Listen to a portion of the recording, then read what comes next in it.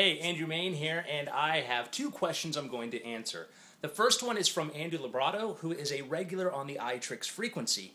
For those of you that don't know, the iTricks frequency is a place that you can hang out on the iTricks website and talk to other people and actually be on your webcam. It's a lot of fun, and we sometimes get up to like a dozen or more people there, 12 people on camera, and other people just hanging out in the chat room. You never know who might show up.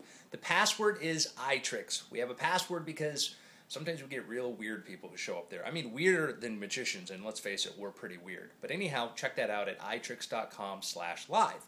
Andrew's question is this, and I get this question all the time. He wants to know why I'm so awesome. Well, Andrew, the answer to that question, I'm going to tell you. The reason I am awesome is because I have Yeti hands. When you have the hands of a Yeti, anything is possible. The world is yours. If you work hard, Andrew, one day you too may have Yeti hands. And then who knows what will happen.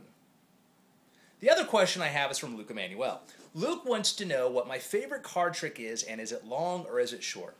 Well, Luke, it really depends upon the situation. If I'm in a parlor situation or dinner party and I want to perform a magic effect, I tend to do sort of mentalism kind of card stuff because flourishes, sleight of hand stuff doesn't really work in a situation like that if people are spread out. And one of my favorite ones is basically where the audience shuffles a deck of cards and a few cards are selected and then I call out those cards from across the room. It's an old effect, but I love it. I have a little twist on it and it's really fun to perform and it blows people away. My other favorite for just close-up is David Williamson's 51 cards to pocket. It is an awesome, awesome effect. Basically what happens is somebody picks a card, signs it, it gets lost in a deck, and you go to pull it out of your pocket, but instead you pull the entire deck of cards from your pocket, and their card is the only card still left in your hand. The misdirection is brilliant, as typical for Mr. Williamson, and it's a hilarious effect with a lot of really good moments to it. So that's my favorite close-up effect, 51 cards to pocket, and then performing sort of a call-out, memorized deck routine in a parlor situation. Those are my ideas on what makes for great magic in those situations, but you may have different ideas, and that's what it's about, is choosing what's right for you.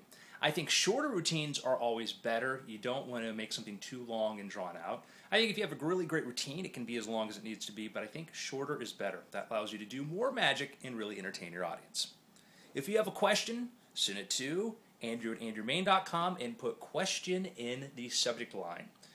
Well, until next time, I'm going to be sitting here with my Yeti hands.